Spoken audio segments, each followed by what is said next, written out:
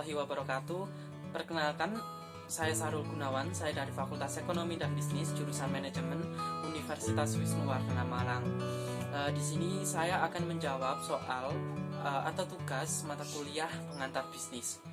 Soal nomor 1 adalah: bagaimana cara saudara mengelola akuntansi atau keuangan di bidang produksi agar kualitas dalam produk tetap terjaga pada saat produk tersebut disajikan kepada customer? Nah, cara untuk mengelola akuntansi atau keuangan terdiri dari 5 cara, yaitu yang pertama, mendefinisikan kualitas dari perspektif konsumen.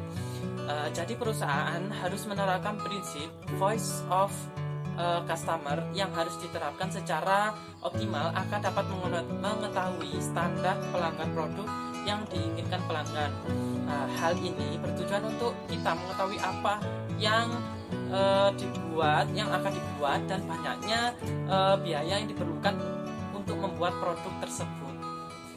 Nah, yang kedua yaitu mengembangkan pemahaman organisasi akan biaya untuk kualitas. Nah, contohnya itu kayak training karyawan yang bertujuan untuk memecahkan masalah yang terjadi di perusahaan. Yang ketiga yaitu menerapkan kedisiplinan yang kuat untuk menjalankan proses. Nah, di sini menerapkan kedisiplinan dengan bertujuan untuk mengatasi perubahan kualitas produk yang menurun. Nah, yang keempat yaitu membuat evaluasi tahunan. Contohnya pencapaian perusahaan selama 1 tahun dan pola pengeluaran perusahaan selama 1 tahun. Nah, yang kelima, menyisihkan pendapatan perusahaan dengan bertujuan untuk pengembangan usaha yang berguna untuk perkembangan usaha. Soal nomor 2. Apa saja poin kebutuhan Anda selaku perusahaan yang memproduksi produk yang dibutuhkan masyarakat? Nah, di sini terdapat 6 poin kebutuhan perusahaan. Yang pertama yaitu Men di sini berupa tenaga kerja. Ini merupakan hal yang sangat vital dalam sebuah perusahaan usaha.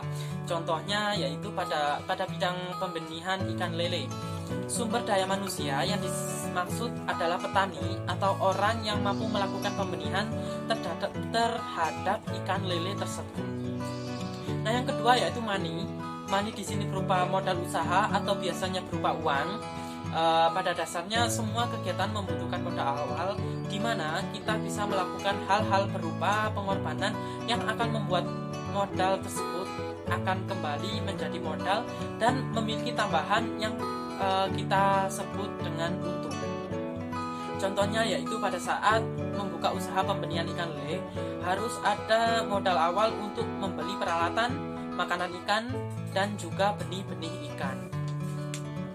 Nah, yang ketiga, material. Material di sini berupa bahan yang dibutuhkan selama berkegiatan atau membuka usaha. Nah, contohnya dalam usaha pembenihan ikan lele dibutuhkan bahan-bahan berupa benih ikan lele dan pakannya atau makanan. Yang keempat adalah margin atau peralatan. Margin yang dimaksud adalah berupa peralatan yang digunakan. Contohnya masih dalam pembenihan ikan lele membutuhkan alat-alat seperti kolam sebagai media hidup ikan dan alat-alat lainnya yang berkaitan dengan pembenihan ikan lele. Nah, yang kelima, metode. Metode di sini adalah cara kerja atau sistem kerja yang dapat dilakukan untuk mewujudkan tujuan dalam melakukan suatu usaha. Contohnya yaitu metode pemijahan ikan yang dapat dilakukan untuk mendapatkan banyak hasil, atau metode pengairian dan pemilihan induk ikan. Yang keenam atau yang terakhir yaitu market. Market di sini berupa pemasaran. Tentunya pada akhir usaha diperlukan pemasaran yang berguna untuk menghasilkan keuntungan terhadap modal-modal awal yang dibutuhkan untuk suatu barang tersebut. Contohnya yaitu setelah ikan lele sudah cukup umur atau besar, siap untuk dijual, maka produsen mencari pasar terdekat yang dijadikan sebagai pusat penjualan ikan lele. Soal nomor 3.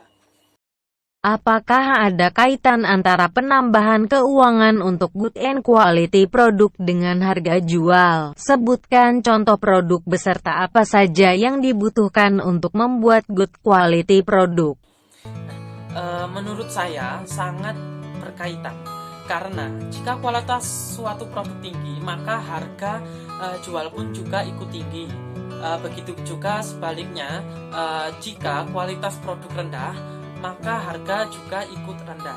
Dapat disimpulkan bahwa harga jual akan selalu mengimbangi kualitas produk tersebut.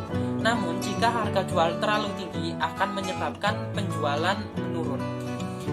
Contoh produk yaitu dompet kulit, alat dan bahannya yaitu kulit asli, jarum, jahitan penusuk, pisau, cutting mat, penggaris, wol pengoles, kondisioner kulit, 2 jarum kerajinan, dan kain lembut. Sekian jawaban dari saya mengenai tugas pengantar bisnis. Jangan lupa like, comment, and subscribe. Sekian, terima kasih.